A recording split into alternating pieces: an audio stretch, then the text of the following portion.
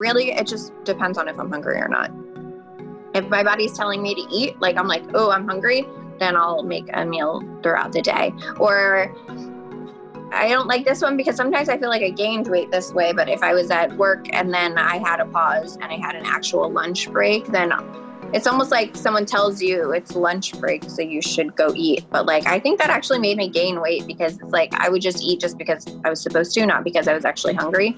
So when I'm, like especially during quarantine, if I'm hungry for that 2 o'clock something, or I'm not doing a podcast and I want to go eat, then I'll go make a smoothie. But if I'm not hungry, I just don't eat. It's really not rocket science. Like a lot of times people like, if you're hungry, eat. If you're not hungry, don't eat.